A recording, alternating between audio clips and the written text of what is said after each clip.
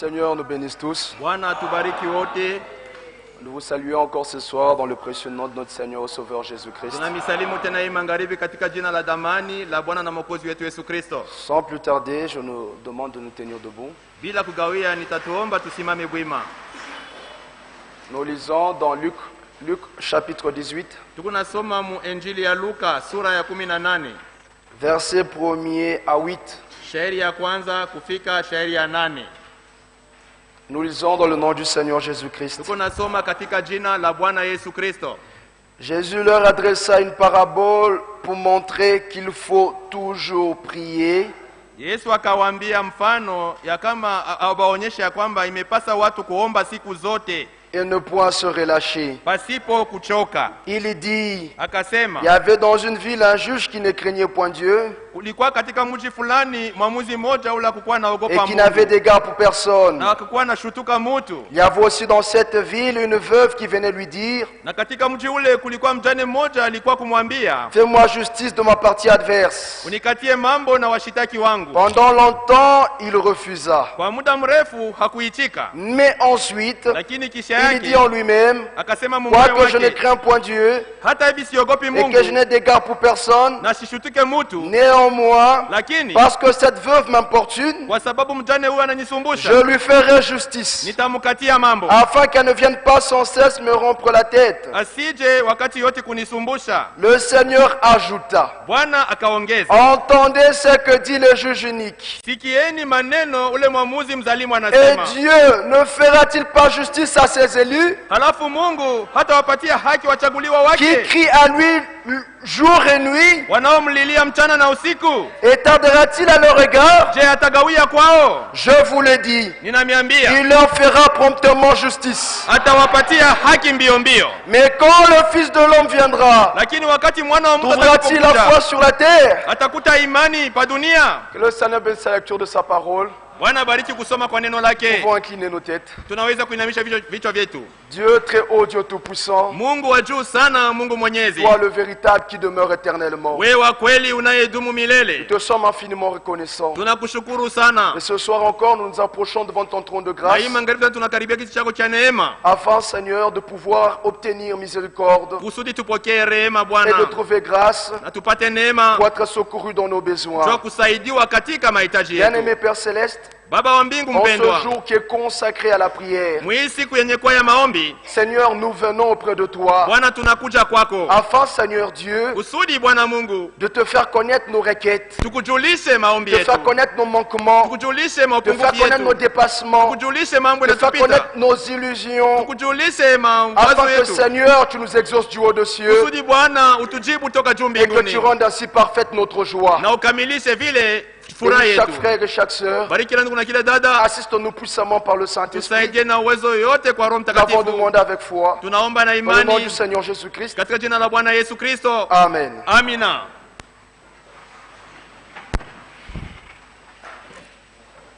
Une fois de plus, que le Seigneur nous bénisse tous. Mara tena Bwana atubariki wote.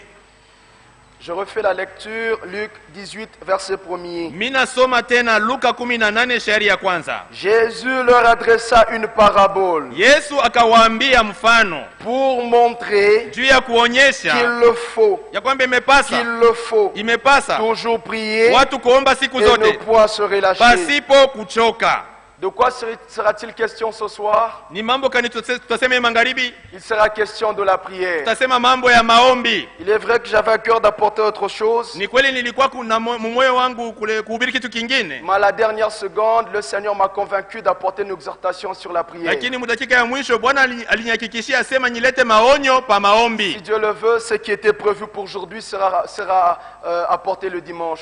Ikipendeza Mungu, ile nilitayarisha juu ya leo itahubiriwa siku ya yenga. Et nous savons tous, frères, que la prédication ne consiste pas à dire au peuple de Dieu ce qu'ils veulent entendre. Na tunajua wanduka kwamba mahubiri haina kuambia watu wa Mungu kile banapenda kusikia. La prédication ne consiste pas non plus à dire au peuple de Dieu ce qu'on veut bien leur dire. Mahubiri tena haina kuambia batu kile mhubiri yanapenda kubambia. Mais la prédication consiste à dire au peuple de Dieu ce que Dieu veut leur dire. Lakini mahubiri ni kuambia watu wa Mungu kile Mungu anapenda kuambia watu. Et il a plu à Dieu ce soir Na ilipendeza Mungu hii de nous magharibi parler en ce qui concerne la prière. tuseme juu ya maombi. Loué soit le Seigneur. Amina.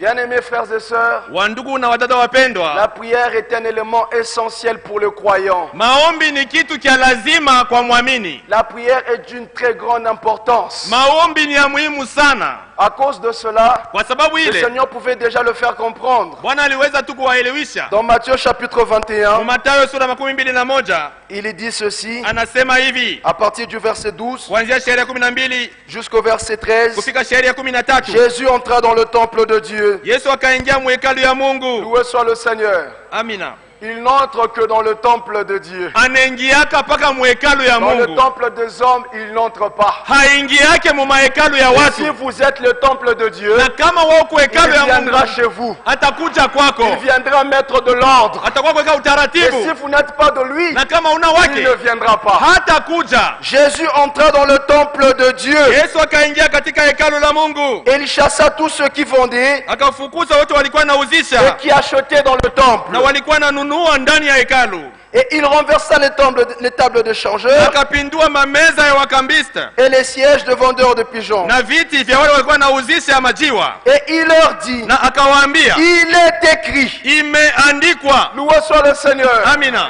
C'est de cela dont il est question. Njoo mambo hii Il est question de ce qui est écrit. ni mambo ya ile inaandikwa. Il est écrit, Imeandikwa, ma maison nyumba sera yangu appelée une maison de prière. itaitwa nyumba ya maombi, Mais vous, lakini vous en ninyi faites une caverne de voleurs. mnaifanya shimo ya wanyang'anyi. Loué soit le Seigneur. Amina. Quelle merveilleuse déclaration. Masemo gani ya Il ajabu! est écrit, Imeandikwa ya kwamba nyumba sera yangu appelée itaitwa une maison de prière. nyumba ya maombi. Loué soit le Seigneur. Amina. Mais que voulait-il dire? Lakini alitaka kusema nini hapa? Il voulait dire Alitaka kusema que nous, ya kwamba sisi nous sommes censés être des hommes et des femmes de prière. tunapaswa kuya wanaume na wanawake wa Dans la maombi. maison de Dieu, Na nyumba ya ce n'est Mungu pas cet temple. haina hii Ce nyumba sont des pana, individus. ni watu binafsi. Frère Patrick, que veux-tu dire encore? Ndugu Patrick, unataka kusema tena nini? C'est bien écrit ma maison. Inaandikwa ya kwamba ni nyumba Savons-nous que yangu. nous sommes la maison du Je, Seigneur? tunaamini kwamba tuko nyumba ya Bwana. Hébreux chapitre 3. Waibrania sura ya 3. Je prends le verset 5 à 6. Nabeba sheria ya 5 kufika ya 6.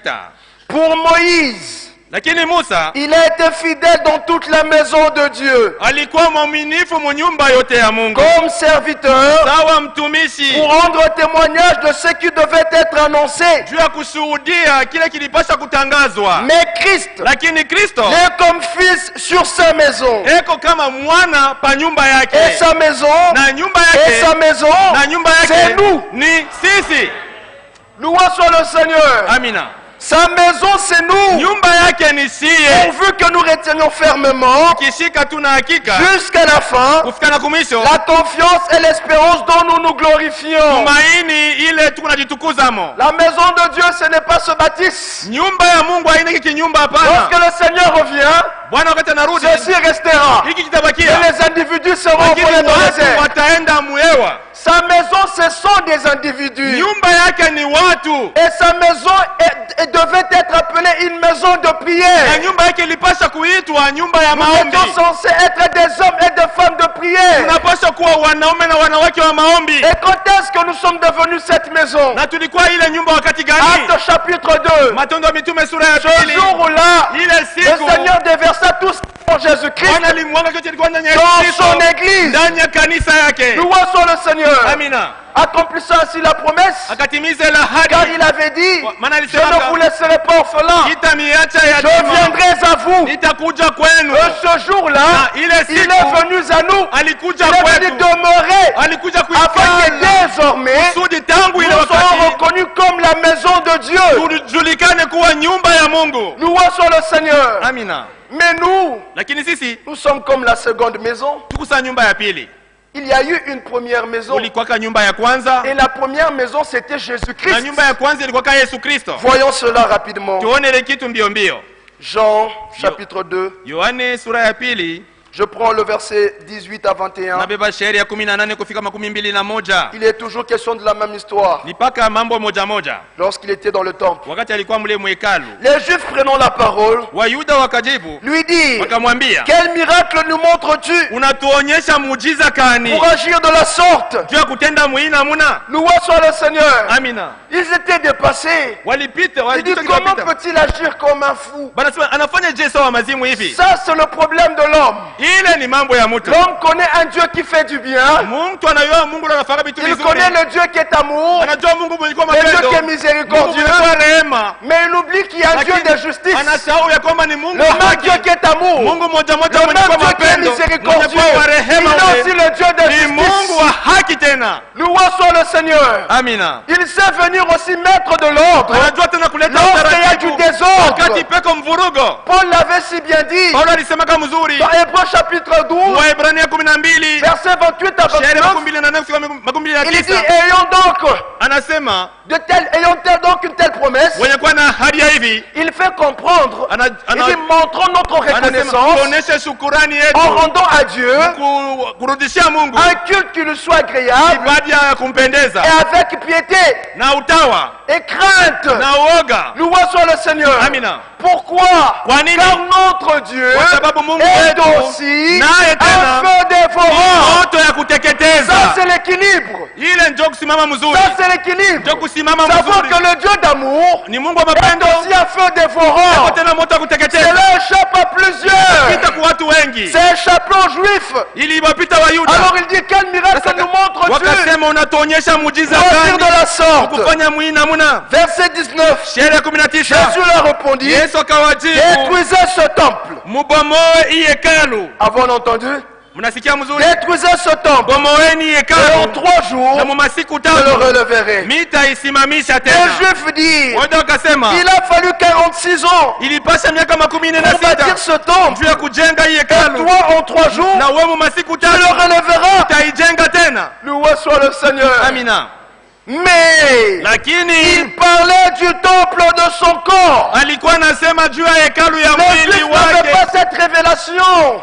Wayuda kwa na ile Ils ufunuo ne comprenaient pas. Ce hawakuelewa. n'est pas possible. Asema Il a fallu iwezekane 46 ans ilipasha miaka pour 16 pour que ce temple soit juu hii construit. hekalu ijengwe. Mais lui, Lakini il dit yeye qu'en 3 jours, anasema mu masiku il 3 rebâtira ce temple. atajenga tena hii Réellement, hekalu. il a un démon. Eko na pepo mchafu, Réellement, il est fou. eko wabazimu Mais kweli. Jésus-Christ Lakini Yesu Kristo parlait du temple de son corps. kwa anasema juu ya hekalu ya mwili Loué soit le wake. Seigneur. Amina. Car Dieu Kwa maana Mungu n'habite pas dans de maisons faites des mains d'hommes. ikalake mu manyumba ya kujenga kwa mikono ya mtu. Acte 7. Matendo ya Mitume 7. Lisons avec vous. Tusome pamoja. Verset 46 Shairi ya 16 jusqu'à 49. kufika 19. David trouva grâce devant Dieu Daudi alipata neema kwa macho ya Mungu et demanda d'élever une demeure pour le Dieu de Jacob. na akaomba mjengee Mungu wa Yakobo makao. Et ce fut Salomon qui lui bâtit une maison. Lakini Solomono ndio alimjengea nyumba. Mais Lakini le Très-Haut yeye aliye juu n'habite pas dans ce qui est fait des mains d'hommes. akai katika nyumba zilizojengwa kwa mikono ya Comme dit mtu. le prophète, Kama vile nabii anavyosema, le ciel est mon trône mbingu ni kiti et la changu cha terre mon ufalme marchepied. na nchi ni pahali pa Quelle kutia miguu maison me yangu. bâtirez-vous? Nyumba gani ambayo Dit le mtanijengea? Seigneur. Bwana anasema. Loué soit le Seigneur. Bwana Cette sifiwe. révélation, Hii ufunuo les Juifs ne l'avaient pas. Wayuda wakwake nayo. La véritable maison de Dieu, Nyumba ya kweli ya Mungu Jésus-Christ. ilikuwa Bwana Yesu Kristo. Jésus-Christ était le tabernacle de Dieu. Yesu Kristo alikuwa makao ya Il Mungu. était le temple de Dieu. Alikuwa hekalu ya Mungu. En lui habitait toute la plénitude de la Ndani divinité. yake mlikuwa utimilifu wote wa Mungu. C'est en lui Ni ndani que le yake Seigneur ndio Bwana s'est plus de reposer, alipendezwa kuikala. d'habiter, frère. Kuikala wa ndugu. Car nous savons Kwa tous sababu tunajua que le sote Seigneur ya kwamba Jésus-Christ Bwana Yesu n'a Kristo pas reçu l'Esprit avec portion, hakupokea roho kwa mais il a reçu sehemu, l'Esprit avec lakini plénitude. alipokea roho katika utele Non pas yayo. avec mesure. haina na kipimo Il fulani. était la véritable maison de Dieu. Alikuwa makao ya kweli ya Mungu. Jean chapitre 3, Yohane sura ya 3 verset 34. shairi ya 34. Car Kwa maana celui que Dieu a envoyé ule Mungu alituma dit les paroles de Dieu. anasema maneno ya Mungu, Parce que kwa sababu Dieu ne lui donne pas l'esprit avec mesure. Mungu hampatie roho kwa kipimo. Tous les prophètes ont reçu l'esprit avec Wanabii mesure. wote walipokea roho kwa kipimo fulani. Moïse avait l'esprit avec Musa mesure. alikuwa na roho kwa kipimo fulani. Ézéchiel avait l'esprit avec Ezekiel mesure. alikuwa na roho kwa kipimo fulani. Jean-Baptiste avait l'esprit Yohana avec mesure. Mbatizaji alikuwa na roho kwa kipimo fulani. Branham avait l'esprit avec Branham mesure. alikuwa na roho kwa kipimo Mais un fulani. seul, Lakini un mmoja tu, seul mmoja avait tu la plénitude en lui. alikuwa na Son utimilifu nom c'est wote le ndani Seigneur yake. Jésus-Christ. Ule ni Bwana Yesu Kristo. Colossiens,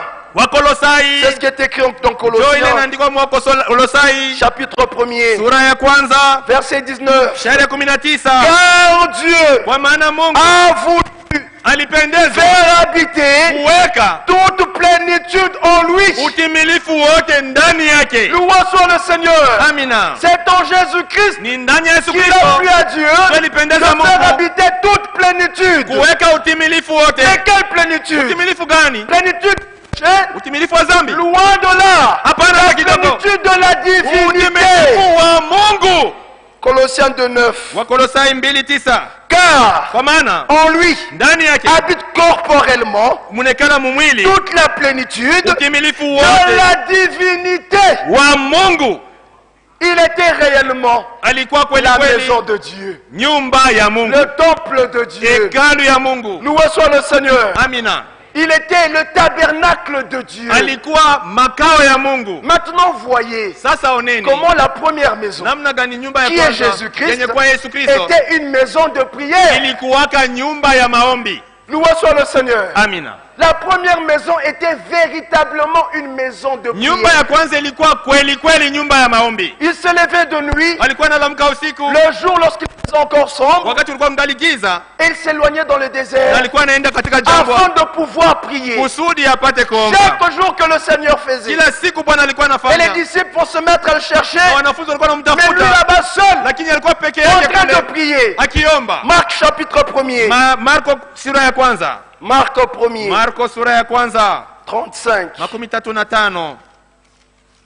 L'Écriture dit, Andiko inasema vers le matin, asubuhi, pendant qu'il faisait encore très sombre, wakati kulikuwa kungali giza sana, il se leva akalamuka et sortit pour aller dans un lieu désert akatoka juu ya kwenda pahali pa où Yehoya, il pria. kule alienda kuomba. Loué soit le Seigneur. Amina. Voyez-vous, Mnaona, c'était sa vie. ndio ilikuwa maisha Chaque yake. jour que Dieu faisait, Kila siku Mungu il se alifanya. levait le matin, Analamka tandis asubuhi qu'il faisait encore wakati sombre, kulikuwa kungali giza, 3 heures ou 4 heures, kuma 3 heures, et il 4 heures, s'éloignait na alikuwa afin de anakwenda pouvoir prier. kusudi apate kuomba. Loué soit le Seigneur. Amina. Non seulement là, frère, Haina paka pale wa ndugu. encore dans Matthieu, Twende mu Mathayo chapitre 14, sura ya 14. il y a une fois, Wakati moja il a multiplié le pain. alizidisha mikate. Après avoir multiplié le Kisha pain, kuzidisha mikate, plusieurs mangèrent. wengi wakakula. Après avoir mangé, Kisha kula, les disciples viennent lui dire, wanafunzi wakakuja Seigneur, kumwambia, permets qu'on renvoie la foule. Bwana turuhusu tuache Mais watu ayant une wende. idée derrière la tête, Lakini walikuwa na mawazo le fulani désir mkichwa. d'être seul pour prier, Alipenda kwa peke yake juu ya il dit aux kuomba. disciples, Akamwambia wanafunzi, précédez-moi.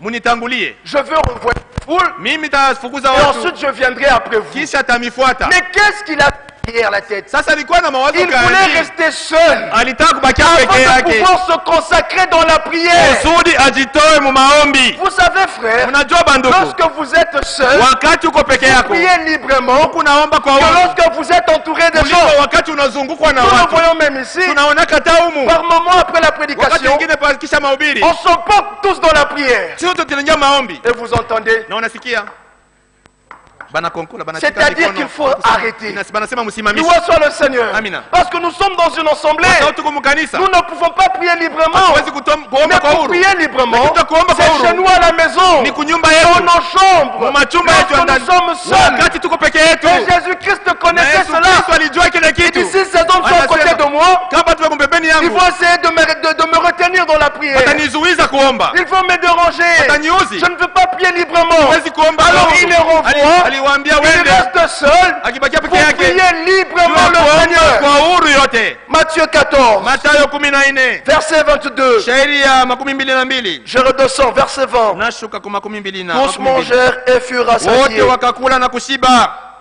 Et l'on emporta na wakalukota 12 paniers pleins de morceaux qui restaient. vitunga 12 vyenye kuwa na vipande vile vilibakia. Ceux qui avaient mangé étaient environ 5000 hommes, Wale walikula walikuwa karibu watu 5,000 sans les femmes et les enfants. pasipo wanawake na watoto. Aussitôt après, Kisha yake tu il obligea les disciples.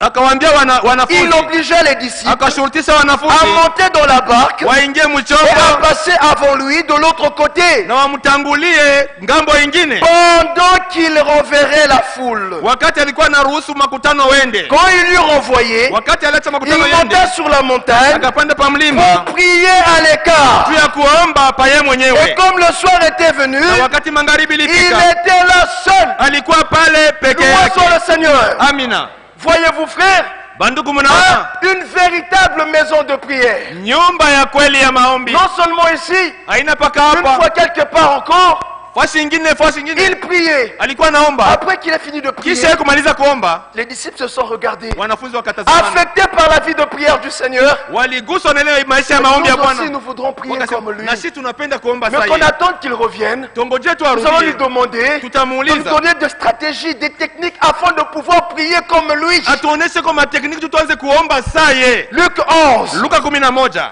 Luc 11, verset 1er. Luka 11 shairi ya kwanza. Jésus priait un jour, Yesu alikuwa anaomba siku moja en un certain lieu. fasi fulani. Loué soit le Seigneur. Amina. Lorsqu'il eut achevé, Wakati un de alipomaliza, ses disciples lui dit, mmoja wa wanafunzi wake akamwambia, Seigneur, Bwana, enseigne-nous à prier. utufundishe kuomba. Loué soit le Seigneur. Amina. Voyez-vous, frère, Mnaona une wandugu, véritable maison de prière. nyumba ya kweli ya Et maombi, nous avons plusieurs écritures na tuko na maandiko qui nous mengi démontrent la vie de prière de Jésus-Christ. inatuonyesha maisha ya maombi ya Yesu Un Kristo. jour, Siku il moja pria toute la nuit. akaomba usiku Jusqu'au yote matin. kufika na asubuhi. Pourquoi? Kwa nini? Parce que dans la matinée, Kwa sababu il musubuhi devait faire un choix très important. alipasha kufanya kuchagua kitu cha Il muhimu devait sana. choisir les 12. Alipasha kuchagua wale wa 12. Bien-aimés frères, Wandugu wapendwa, normalement, lui les connaissait tous. yeye aliwajua wote, Il les connaissait tous. aliwajua wote, C'est lui qui les avait yeye prédestinés. aliwatayarisha. Il n'avait pas prié toute la nuit, Hakuweza kuomba usiku car il yote les kwa connaissait. sababu alikuwa Mais kubajua. pourquoi? Sasa kwa C'est afin de nini nous donner un exemple. alikuwa anatupatia mfano? Louons soit le Seigneur. Amina.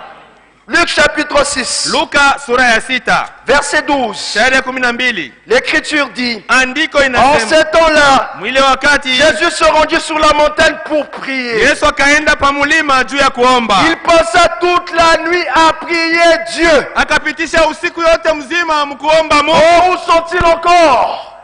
Ces frères et sœurs qui passent la nuit à prier le Seigneur. Wale bandugu na wazata ba kuomba bushiku bote beko Il wapi passa tena? toute la nuit à prier Dieu. Akafanya usiku yote mu maombi. Quand le jour parut, Wakati bulikatika, il appela ses disciples akaita wanafunzi et il en wake choisit 12, na akachagua wa 12, auxquels il donna le nom d'apôtre. wala alipatia jina ya mitume. Loué soit le Seigneur. Amina. C'est celui qui connaît la fin dès avant le commencement. Njoo ule anajua mwanzo kule, anajua mwisho kule kumwanzo. Il n'avait pas prié, frère. Hakukuwa na Il hitaji les kuomba, connaissait tous. aliwajua wote, Mais il voulait nous apprendre lakini anapenda kutufundisha à pouvoir associer Dieu ya kwamba tuanze kumwingisha dans les Mungu, grandes décisions. kumwingishe Mungu muma mipango Loué mikubwa. soit le Seigneur. Amina. Voyez-vous cela, frère? Mnajua, mnaona S'il y ni avait ndugu, quelqu'un qui n'avait pas prié, kama kulikuwa mtu ashikuwa na C'était mafaa ya le Seigneur kuomba, Jésus-Christ. ilikuwa Bwana Yesu Kristo. mais nous, combien de fois Lakini si mara ngapi nous avons pris de grandes décisions tulikamata mipango mikubwa sans consulter le Seigneur? pasipo kumuuliza Bwana? Combien de fois Mara ngapi on vient, on te dit, frère, alikuwa anakuambia il y a une offre d'emploi quelque part. uko kazi bena kutafuta kule, kuna Sans, tafuta kazi kule, sans même consulter le Seigneur. pasipo hata kumuuliza Mais parce Bwana, que l'offre est alléchante, lakini kazi iko pale directement, Pale on pale décide d'y aller. unakamata mpango ya Sans se kwenda. poser même la question, Wasipata kujiuliza. est-ce que dans ce milieu, Je, mwile je pourrais fasi. trouver une assemblée Takuta kanisa l'on kule. prêche la pure parole Tunahubiri neno pour ma safi. préparation? Juu ya On ne matayarisho pense même pas ça. hakuna hata Mais kujiuliza parce que vile. l'offre est alléchante. Lakini banaleta vile ni kazi kule, unaenda tu mbio Bien kule. aimés frères et sœurs, Bandugu nous bapendwa na devons badada. apprendre Tunapaswa à kujifunza consulter le Seigneur kumuuliza pour Bwana tout et pour tout et de mambo partout. yote fasi yote, Même en ce qui concerne l'engagement hata mu mambo ya dans le mariage. kuingia mundoa.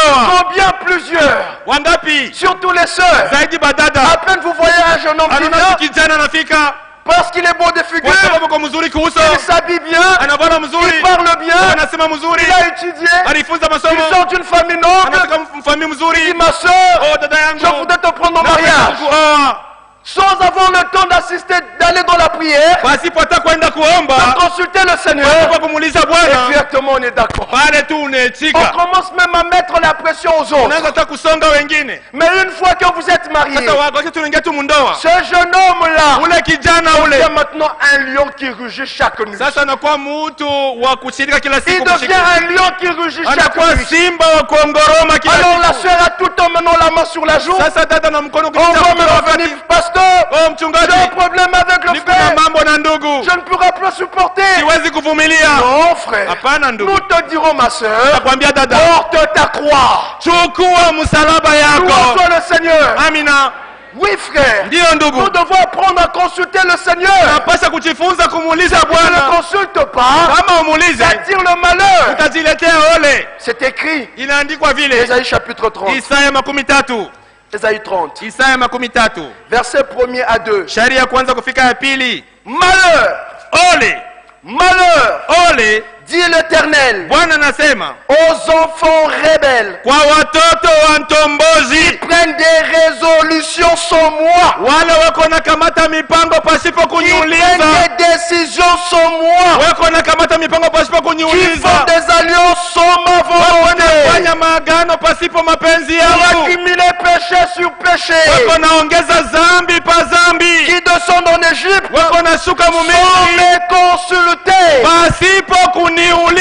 Louange soit le Seigneur. Amina. Ce que le Seigneur veut, Kile Bwana c'est qu'on anataka soit intimement attaché à lui. ni kulungana paka naye, Il veut qu'on apprenne à recourir à lui. anapanda tupate kujifunza Oh, kukimbilia tuwe, kwake tuwe de mu partout mambo dans la yote, prière. fasi yote katika maombi. C'est là ce que Jésus-Christ voulait nous Ndio kile Yesu enseigner. Kristo alipenda kutufundisha. Louange soit le Seigneur. Amina. Même dans le malheur, Hata muole recourons dans la prière. tukimbilie paka Oui, kumaombi, frère, kwa sababu cette première maison, ile nyumba ya kwanza Jésus-Christ, Yesu Kristo était une véritable maison de prière. ilikuwa nyumba ya kweli ya maombi. Même dans les temps difficiles, Hata mu wakati ya nguvu il recourait toujours au Seigneur. alikuwa anakimbilia paka kwa Souvenez-vous, Bwana. Kumbukeni dans Matthieu 26, mu Mathayo 26 il devait affronter la croix. alipasha kupambana na Et msalaba, c'était une chose difficile et pénible pour na lui. ilikuwa kitu kigumu na kia taabu kwake, Mais qu'est-ce qu'il fit? lakini akafanya Il n'est nini? pas allé recourir auprès d'un homme. Akaenda kwanga Il kuona est mtu, toujours allé recourir à Dieu dans la prière. alikimbilia paka kwa Mungu mu maombi. Matthieu 26, Mathayo 26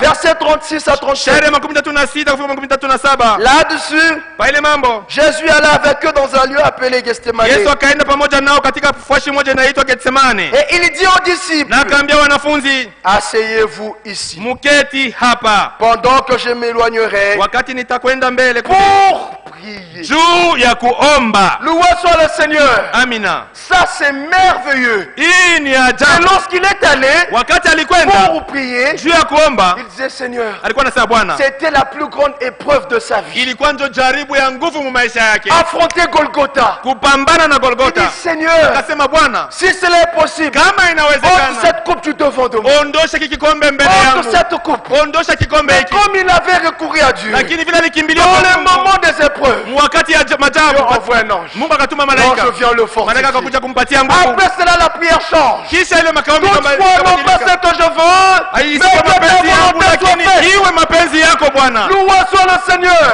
Amina. Bien-aimés frères et sœurs, Wa ndugu na watoto wapendwa, apprenons à consulter le Seigneur. jifunze kumuuliza Même dans Bwana les moments difficiles, hata mu wakati ya le nguvu. Seigneur nous donnera la force Bwana essentielle atatupatia nguvu ya pour kuendelea braver les épreuves. juu ya kupita mu majaribu. Loué soit le Seigneur. Amina.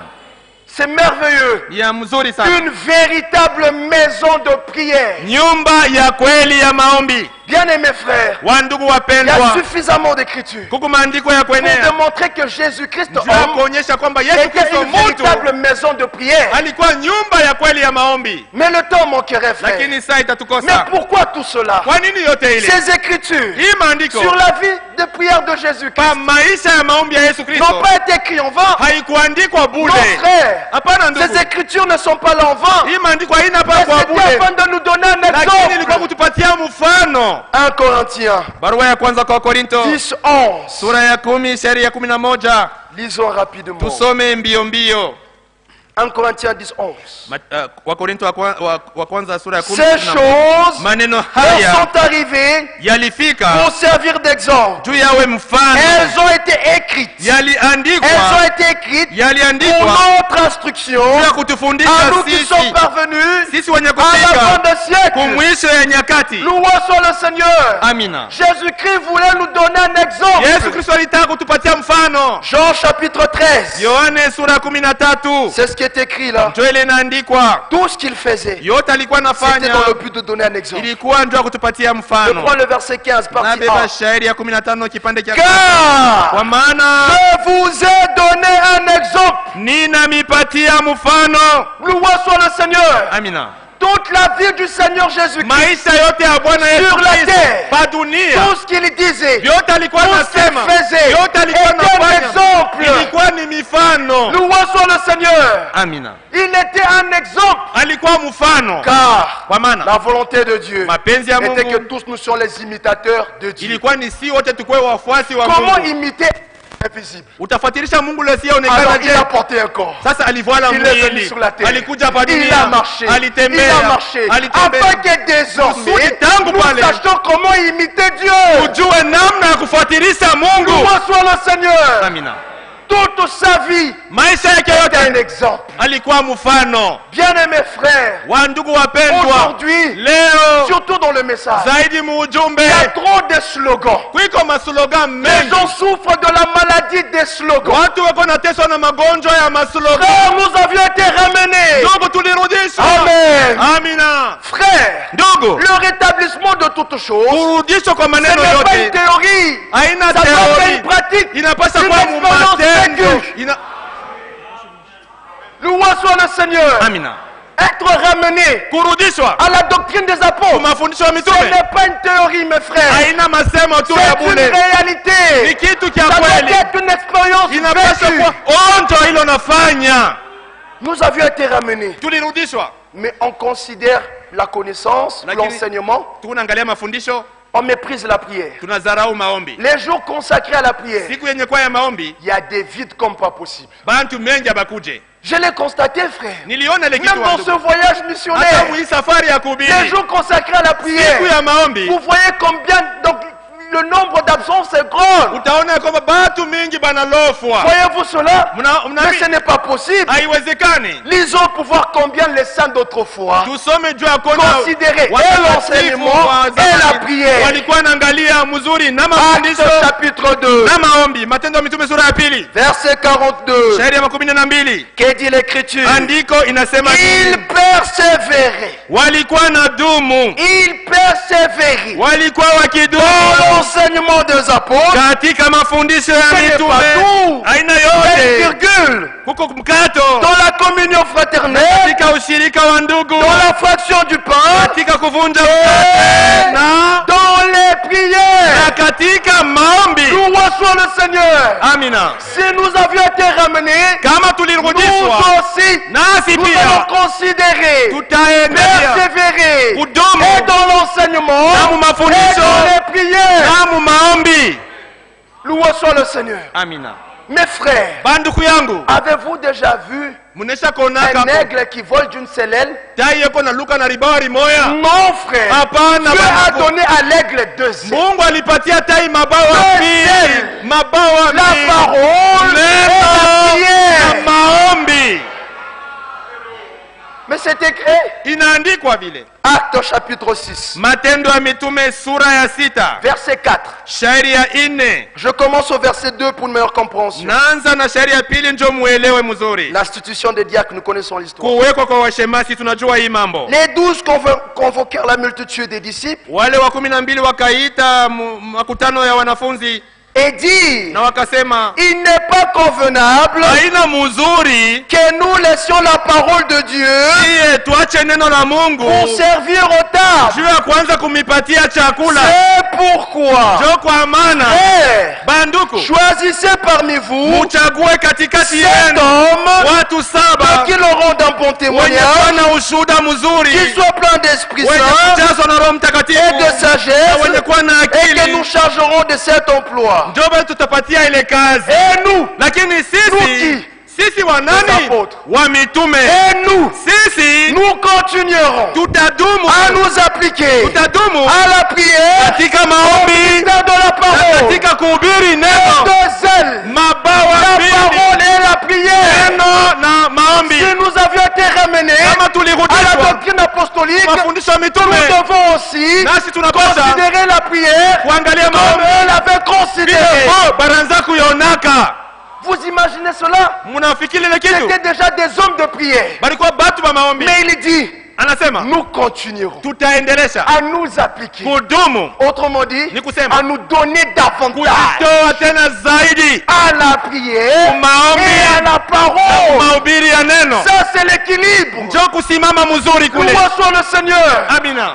Mes frères, Banduku yangu, nous ne sommes pas de hatuna ceux qui disent bale qu'il n'y a pas banasemaka lieu de prier. haifai tu kuomba. Jésus-Christ a déjà prié pour Yesu nous. anaisha Jean kutuombeaka. 17, verset 20. Yohane Il avait dit, ce n'est 17:12 pas seulement pour vous que je alisema prie. siombee Il a paka déjà hapa, prié. anaisha Ah kutuombea. bon? Ah, Donnez-nous une écriture mutupatie andiko où il moja est écrit noir sur blanc mule naandikwa que waziwazi nous n'aurons plus à prier. ya kwamba tutaanza tena kuomba. Mais nous, Lakini sisi nous avons des écritures tuko na maandiko où il mengi est écrit mule inaandikwa qu'il faut toujours prier. inapasha kuomba siku zote. Luc 18. Luka 18, Retournons là, frère. turudie kuile andiko. Verset 1er. Shairi ya kwanza, Jésus leur adressait une Yesu parabole akaonyesha mfano pour montrer juu ya kuonyesha qu'il le faut. ya kwamba inapasa Qu'il le watu faut. inapasha watu, C'est une obligation. hii ni shurti, Qu'il le faut inapasha watu toujours wanze prier kuomba et ne point se relâcher. zote na pasipo kuchoka. Même Tena lorsque j'aurai prié pour vous, wakati il nitamiombea faut toujours prier. inapasha mwendeleshe kuomba. Même Hata lorsque j'aurai tout wakati accompli à la croix, tatimiza yote il faut kumsalaba toujours prier. inapasha mwendeleshe Même kuomba. Hata lorsque vous serez baptisé wakati du Saint-Esprit, mtabatizwa na Roho il Mtakatifu faut toujours prier. inapasha mwendeleshe Louange kuomba. soit le Seigneur. Amina. Toujours prier. Kila siku kuomba. Oh bien-aimés frères, Wandugu mais wapendwa, où sont-ils aujourd'hui? beko wapi leo? Frères et sœurs, Bandugu na qui étaient badada des femmes et des hommes de prière, bale balikuwa banaume na banamke ba maombi, qui pouvaient passer toute la nuit à wanaweza prier, kupitisha usiku à yote prier pour maombi, l'église, kuombea à prier kanisa, pour les frères, kuombea à bandugu, prier pour les sœurs. kuombea badada. Où sont-ils aujourd'hui? Beko wapi Ces frères leo? et sœurs, Bale bandugu na pouvaient badada venir bale waliweza kuja 2 heures, masaa 1 mbili, heure avant, saa moja et mbele devant l'autel, na kusimama kwa madhabahu à kule prier le Seigneur. kuomba Bwana. Où sont-ils aujourd'hui? Beko wapi leo? Bien-aimés frères, Bandugu bapendwa, reconsidérons la prière dans nos vies. turudishe maombi maisha yetu. Louange soit le Seigneur.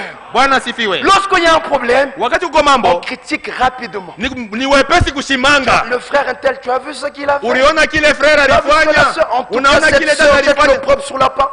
Ule dada analeta haya Dieu kunena. t'a donné de voir. Mungu alikwambia Il wewe t'a donné kumuone, un élément alikupatia afin d'aller avec dans la prière. tu uende mu Non maombi, pas afin de critiquer, anaanza kwenda pas kushimanga, afin d'en anaanza parler. kusema ile mambo. Où sont-ils Beko wapi aujourd'hui? leo? Lorsqu'il y a un problème entre Wakati l'homme uko et sa mambo femme, katikati ya mume na mke wake, rapidement, mbio mbio la femme va voir les mke pasteurs. wake aenda kwenda mchungaji. Pasteur, Mchungaji, je ne comprends pas. sielewi kitu. Mais où sont ces femmes Bale qui badada beko pouvaient wapi? s'agenouiller Wanaweza kupiga et porter magoti leur mari dans la na prière? kupeleka mume wabo mu maombi. Oh frère, Ndugu, lisons tusome Ephésiens 5. Waefeso sura ya 5.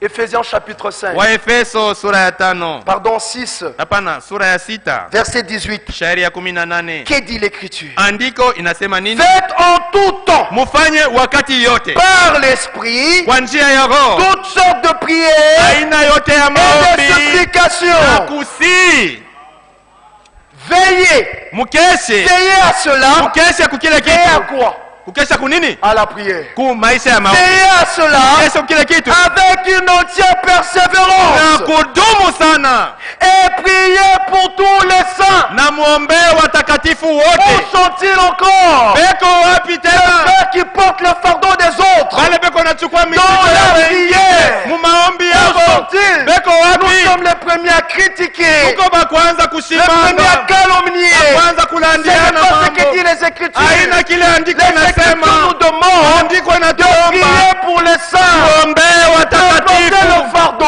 tukue mizigo les autres. pamoja ya wengine. Galates chapitre 6, Wagalatia sura ya 6 verset 2. shairi ya pili, Que dit l'Écriture? andiko inasema nini? Portez les fardeaux Tukuliane les uns des mizigo autres pamoja ya et wengine, vous accomplirez ainsi na hivi la loi mutatimizwa de Christ. sheria ya Kristo. Où sont-ils? Beko wapi Ces frères et sœurs qui portent les fardeaux les uns des bale autres. bandugu na batata banachukua mizigo ya Dans la wengine prière. mu maombi Où yabo? sont-ils, frères? Beko wapi bandugu? Prompt à critiquer. Mbio mbio ni kushimanga tu, Ça, c'est grave. ile ni hatari. Mes frères, Ndugu, où est le respect même aujourd'hui parmi les enfants de Dieu? heshima katikati ya watoto wa Mungu iko wapi leo? C'est une denrée rare de nos jours. Iko chache sana leo. Jésus-Christ n'avait jamais dit Yesu ashiyasemaka vous êtes tous amis. mwebote muku barafiki. Non. Dans Hapana, Matthieu 23, verset 8, mu Mathayo 23 il a dit sheria vous nane, êtes tous alisema frères. muko mwebote bandugu. Il n'a pas dit amis. Hakusema muku Il a dit barafiki, vous êtes tous frères. alisema muko bandugu Dieu, mwebote. Dieu sait choisir les mots. Mungu anajuaga cha kusema. Pourquoi n'avait-il pas dit amis? Kwa nini anakusema muku Car barafiki? dans l'amitié, Kwa sababu mu il y a burafiki des débordements. kuiko kuzidisha, kupitisha. Dans l'amitié, Muburafiki. il y a des manquements de respect. Kuiko kukosa À ton heshima. ami, tu tapes l'épaule. Unapika rafiki À yako ton ami, tu dis akibeka. dégage. Huku naanzia rafiki Ose yako le toka faire hapa. avec ton frère. Ose le faire avec ton frère. Sema kufanya vipi? C'est la raison pour bila ndugu laquelle, yako. Njoo kwa sababu lorsque ile tu manques du respect à l'aîné, wakati il dit unakosea maman, tu heshima. vois, écoute, je ne suis pas ton ami. Hein. shina rafiki yako. Je ne suis pas quoi? Shina nani? Ton ami. Rafiki yako. C'est-à-dire quoi? yake nini? Que c'est dans l'amitié qu'il y a des Watu débordements. banazidi Mais moi, shaka. je suis ton Lakini frère. mie niko ndugu yako. Respecte-moi. Uniheshimie.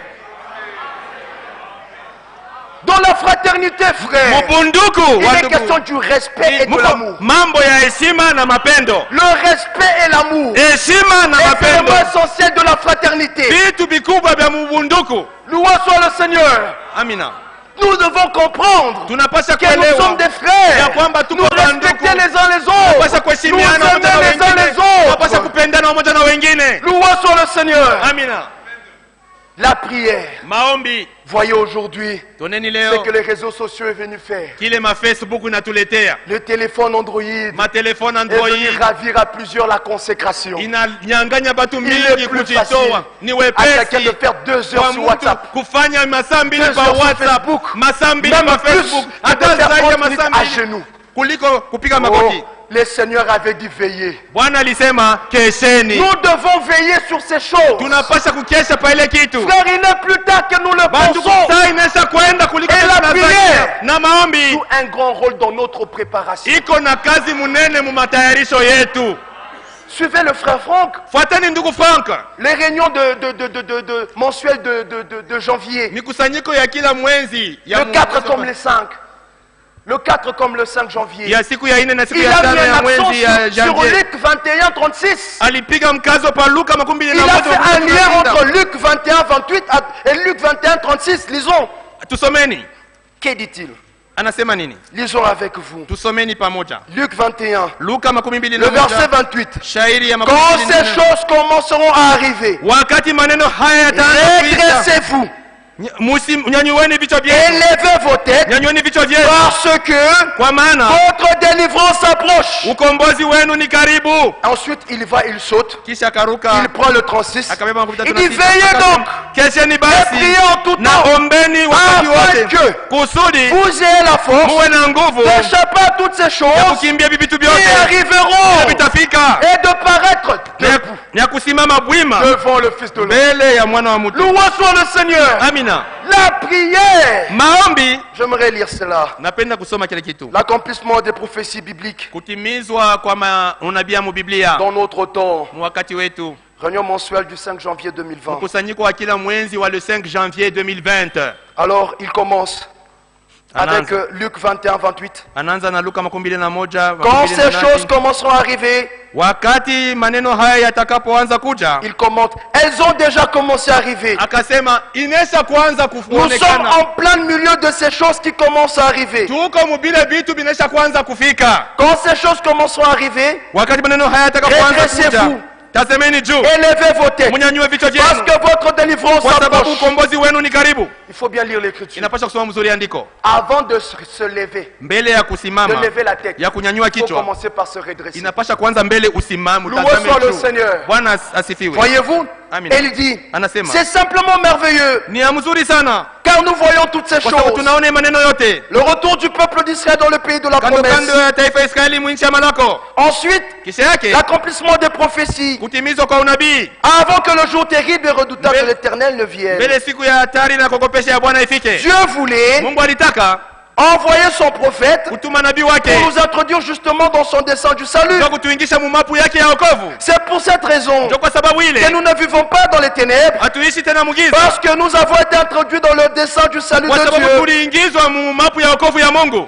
Et nous sommes reconnaissants na tunashukuru Oh, sana nini, Seigneur, tunamshukuru Bwana de ce sana que la lumière kwa vile nuru est parue au temps du soir. ilionekana wakati wa magharibi. Quand ces choses commenceront à arriver, Wakati maneno yataanza nous kuja, sommes au milieu de ces choses tuko mubile vitu qui commencent à vile arriver, vinaanza kufika, mais leur fin est plus proche lakini mwisho wake ni que karibu leur commencement. kuliko mwanzo yake. Et nous pouvons nous redresser, Na tunaweza kusimama élever nos têtes, na kunyanyua vichwa car vyetu nous savons que kwa notre sababu délivrance tunajua ya kwamba ukombozi est wetu proche. unakaribia. Il cite maintenant, Anataja Luc sasa 21:36. Luka 21:36, Veillez donc, kesheni et prions basi tout temps. naombeni wakati il wote. dit Amen, Anasema amina, afin que kusudi vous ayez la force, mupate nguvu, vous receviez la puissance, mutapokea uwezo en allemand, mkijerumani, vous receviez la puissance mupokee d'échapper à uwezo toutes ces choses wa kuponya qui kuishi vyote arriveront vitakapofika et de paraître na debout kusimama bwima devant le Fils de mbele ya l'homme. mwana wa mtu.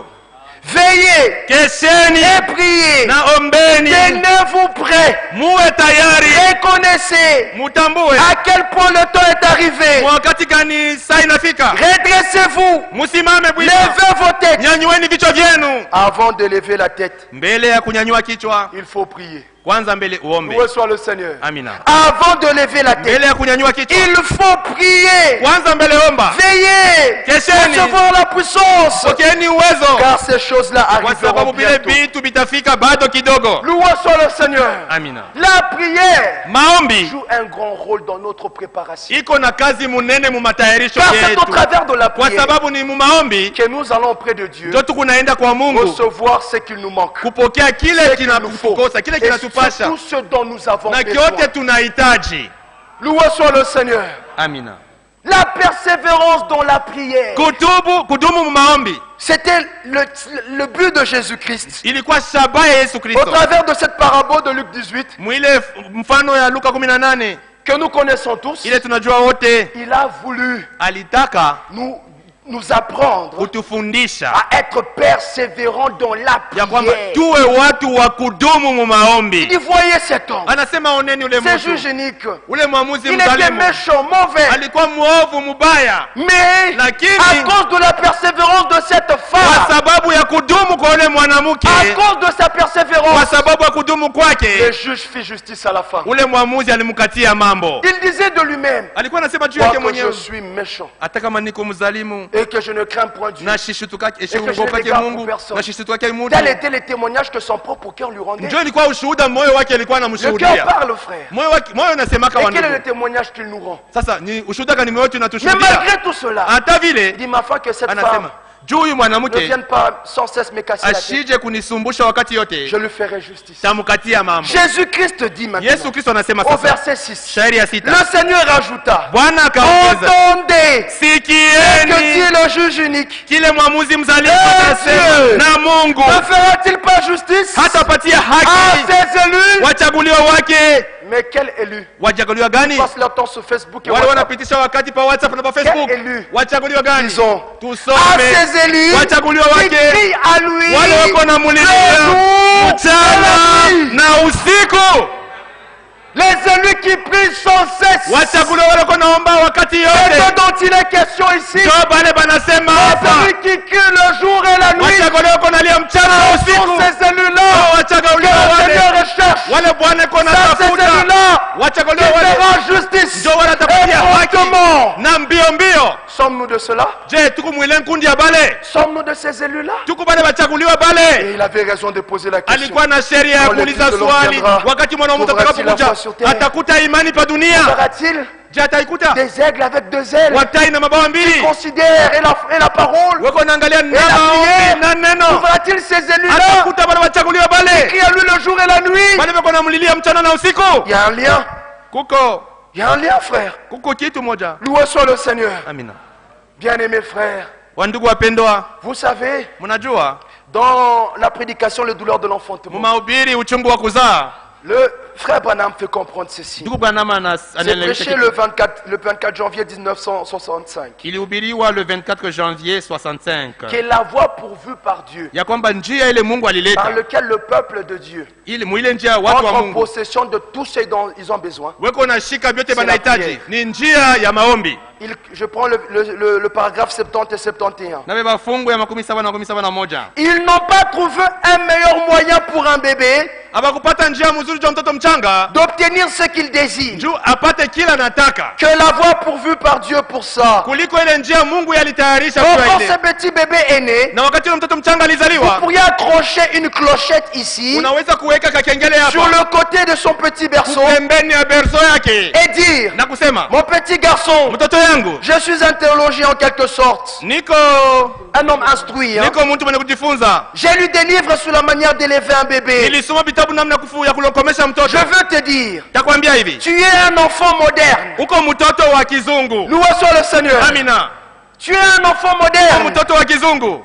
Tu es né dans une maison moderne, Unazaliwa mu nyumba ya kizungu. d'un parent moderne. Baba wa kizungu. Voyez-vous, Unaona? toi bébé, We tu es né mtoto. au 21e siècle. Unazaliwa mu 21e siècle. Tu es né dans l'âge du progrès Unazaliwa scientifique. mu kizazi cha maendeleo Tu ya es né dans sayansi. l'âge du progrès technologique. Unazaliwa mu kizazi ya kuendelea Tu kwa es né dans l'âge teknolojia. de WhatsApp. Unazaliwa mu kizazi Alors, sasa. quand tu as besoin de quelque Wakati chose, unahitaji n'écris kitu, pas. Oh, oh. usilie Comme les enfants sema de 18 ans, saba watoto ba mu 18e Voyez-vous, siècle. frère, Mnaona? il dit, Anasema quand tu as faim, wakati ou que tu unashinda as besoin de maman unahitaji ou de moi, unahitaji mama tu n'as umbili, qu'à sonner cette clochette. pika toa kakengele Ça yaka. marchera.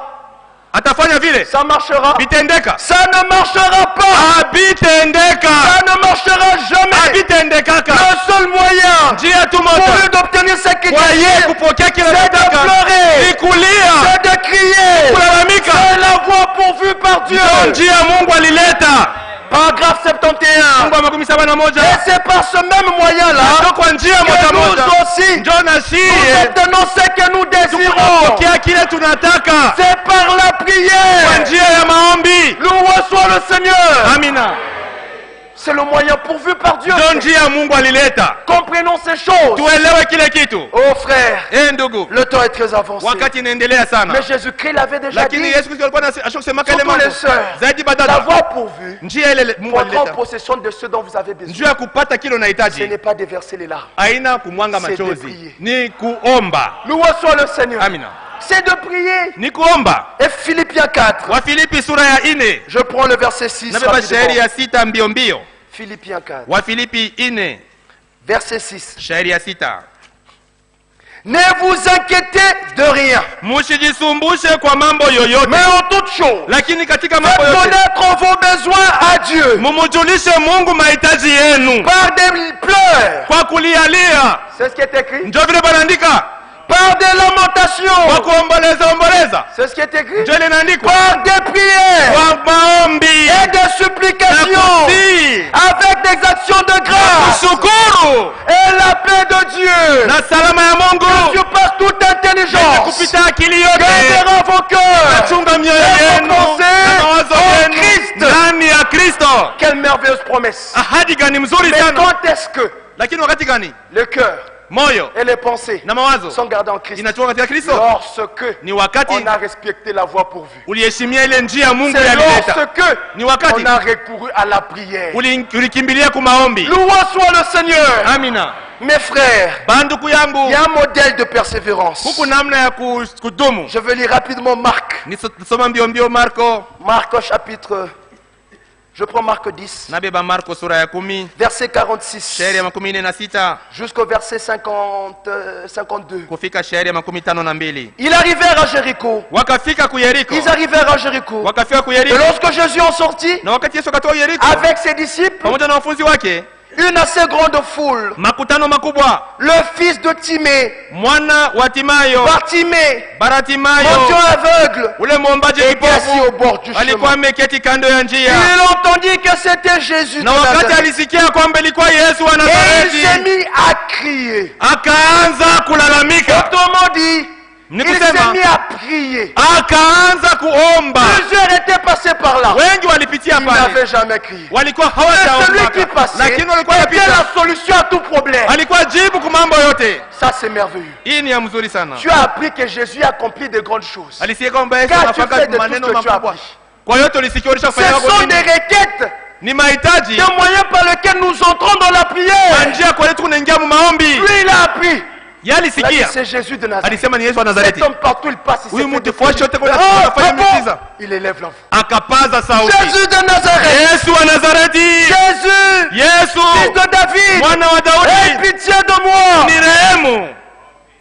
Plusieurs Wengi le reprenaient pour le faire walikuwa taire. na muhamakia juu apate kunyamaza. L'histoire se répète. Ile mambo kunarudia tena. Plusieurs Wengi chercheront à nous faire taire. watapima kutunyamazisha.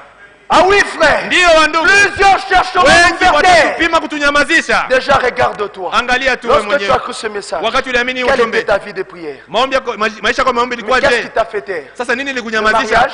Ndoa. Qu'est-ce qui t'a fait taire? Nini ilikuachisha ile maisha? L'université? Universite. Qu'est-ce qui t'a fait taire? Nini ilikuachisha ile maisha Le maombi? travail? Kazi. Qu'est-ce qui t'a fait taire? Nini La ilikunyamazisha? souffrance? Mateso Tout yote cherche à nous faire taire dans la inatafuta prière. kutunyamazisha mu maombi, La kutunyamazisha. souffrance, Mateso, la pauvreté, umaskini, tout ce que nous rencontrons vyote tukunaona cherche à nous faire taire. viko na Mais malheur à tukosesha vous. kuomba. Malheur à Ole nous si kwenu nous nous taisons. kama tunacha kuomba. Bartimée, lui, Baratimayo alors qu'on yeye cherchait à le faire taire, wakati walikuwa wanamnyamazisha, l'Écriture dit, andiko nasema il criait beaucoup plus fort. alilalamika tena nguvu sana. Loué soit le Seigneur. Amina, Crions beaucoup plus fort. tulalamike tena nguvu Il sana. criait beaucoup plus Alilalamika tena fort. nguvu sana, Fils de David, akasema mwana wa aie Daudi, pitié de moi. nirehemu. Jésus s'arrêta. Yesu akasimama. Mais quand est-ce qu'il s'est arrêté? Alisimama wakati Il a gani? persévéré dans la Wakati prière. alidumu mukuomba. La persévérance arrêtera Dieu dans votre vie. Kudumu kutasimamisha Mungu mu maisha yako. Jésus s'arrêta Yesu akasimama et dit, na akasema appelez-le. munitie yeye. Ils appelèrent l'aveugle Wakaita en kipofu lui disant, wakamwambia, bon courage, kankamana, lève-toi, simama, il t'appelle. anakuita. L'aveugle jeta son manteau Kipofu akatupa vazi et yake s'éleva d'un bond. na akasimama kwa kuruka, Va vers Jésus. akakwenda kwa Yesu. Jésus prenant la parole Yesu akamjibu akasema, lui dit, akasema, que veux-tu que je te fasse? unataka nikufanyie nini? La même question t'est posée ce soir. Swali moja inaulizwa kwako leo, Que veux-tu que je te unataka fasse? nikufanyie nini?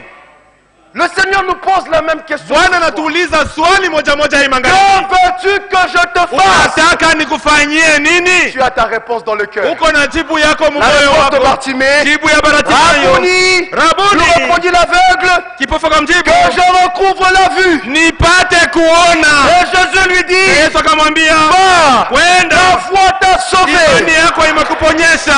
Aussitôt, Pale il pale recouvra la vue. akapata Et kuona il vit Jésus na dans le akapata chemin. Yesu njiani.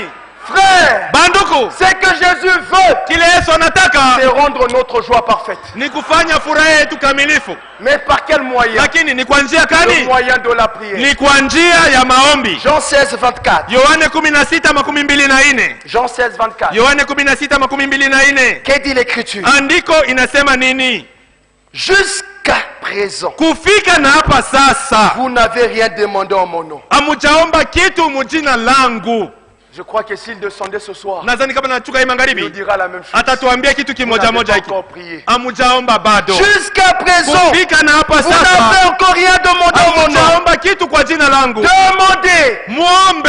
Autrement dit, priez. Kusema muombe Et vous recevrez. na mutapata Afin que kusudi votre joie, furaha yenu votre joie parfaite. ikamilike. Ça, c'est la volonté de Dieu. Mapenzi ya Mungu Rendre la joie de son peuple ni parfaite. kufanya furaha ya watu wake uwe Il kamilifu. n'y a rien Hakuna kitu que le Seigneur peut refuser aux kile élus. Bwana anaweza kukatalia wachaguliwa. Romains 8:32.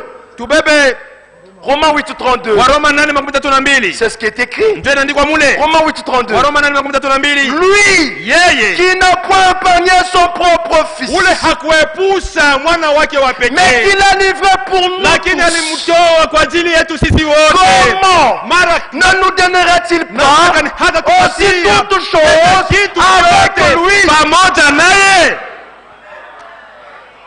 Paul ayant compris ces choses, Paulo vile alieleweki il dit kitu, dans 1 Corinthiens chapitre anasema 3 Wakorintho wa kwanza sura 3 au verset 23, mstari wa 23, tout est à vous, yote ni yenu, tout est à vous, vyote ni vous êtes à vyenu. Christ, Muko ba et Kristo, Christ est à na Dieu. Kristo ni wa Mungu, tout est à vous. vyote ni Et vyenu. quel est le problème? Sasa ni mambo gani? Faute de vie de prière. Kukosa maisha ya maombi. Bien-aimés frères, Banduku que la bapendwa, prière maombi retrouve sa place dans nos églises. irudishe fashi yayo makanisa Que la yetu. prière Maombi retrouve sa place dans nos chambres. irudishe fashi yetu mu Que machumba la yetu. prière Maombi retrouve sa place dans nos familles. irudishe fashi yake mu Où sont majama yetu. passées les prières de famille aujourd'hui? Maombi ya mujama Où iko sont wapi passées les prières leo? de famille? Maombi ya Il majama est iko peut-être wapi que nous leo? le pensons. Inaweza kwenda Que la kwa prière ya maombi rétablit dans nos cœurs. irudishwe mu mioyo yetu. Frères, Banduku, nous prêchons la parole de la foi. tuko na ubiri neno la imani. Romains 10, Waroma sura ya 10 verset 8. shairi ya 8, L'Écriture dit, andiko inasema Romains 18, Waroma 18. que dit-elle donc? Lakini andiko inasema nini? La parole est près de toi, Neno iko karibu nawe, dans ta bouche ndani ya kinywa et chako dans ton cœur. na ndani ya moyo wako. Or, Sasa c'est la parole de la foi ni neno la que imani nous prêchons. ambalo tunaihubiri. Loué soit le Seigneur. Amina. C'est la parole de la foi, Ni neno frère, ya imani wa ndugu, que nous prêchons. ndio tuko nahubiri. Que dit la parole de la foi? Andiko ya imani inasema Romains nini? 10, 17. Waroma La 10:17. foi vient de ce qu'on entend. Imani inakuja kwa Et ce kusikia, qu'on entend, kwa c'est de kusikia la parole de Christ. kwa neno la Kristo. Que dit la parole de la Neno la foi? imani inasema nini? Hébreux 11, 6. Waebrania 11:6. Or, sans la foi, Pasipo il est imani impossible de lui être agréable. haiwezekani Car il kumpendeza, nous faut kwa sababu que inapasha celui qui s'approche ule de Dieu anamkaribia Mungu voie que Dieu existe, ajua kwamba Mungu Et wako qu'il est le na Mungu rémunérateur anatupaka de ceux qui le cherchent. wale wako wanamtafuta. Que dit la parole de la Neno la imani foi? inasema nini? Marc 9, 23. Marko 9:23. Tout est possible à celui qui Yote croit. inawezekana kwa ule naamini. Que dit la parole de Neno la ya foi? imani inasema nini? Marc 11, 24. Marko Tout 11:24. ce que vous demanderez en priant, Yote mtaomba croyez muombe, que vous l'avez reçu. muamini kwamba mnachoipata na mtaone natimizwa. Que dit la parole de la Neno ya foi? imani inasema nini? Jean Yohane 16, 24. 16:24. Jusqu'à présent, Kufika na vous n'avez hapa rien demandé en mon nom. hamtaomba kitu kwa jina langu. Demandez. Muombe, Demandez. muombe Et vous na recevrez mtapata, afin que votre ili foi soit furaha parfaite. yenu ikamilike. Que dit la parole Neno de ya la imani foi? inasema nini? Jean chapitre 5, Yohane sura ya 5 verset 17. shairi 17. Jusqu'à présent, Kufika na hapa sasa, mon Père agit. watu baba yangu Moi anatenda aussi, j'agis. na mie niko Loué natenda. soit le Seigneur. Amina. Que dit la parole de la Neno ya foi? imani inasema nini? Hébreux 13, 8. Waebrania Jésus 13:8. Yesu Kristo C'est le même hier. sawa sawa Aujourd'hui, jana, leo éternellement. na milele. Que le Seigneur nous bénisse. Bwana atubariki.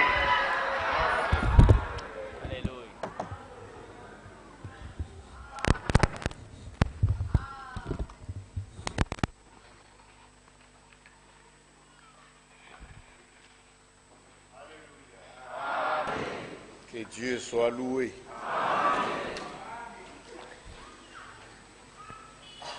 Je pense que nous avons reçu le morceau entier.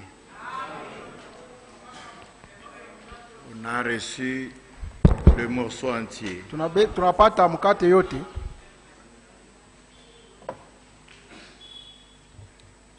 Dieu a toujours raison. Mungu kila wakati yako na sheria.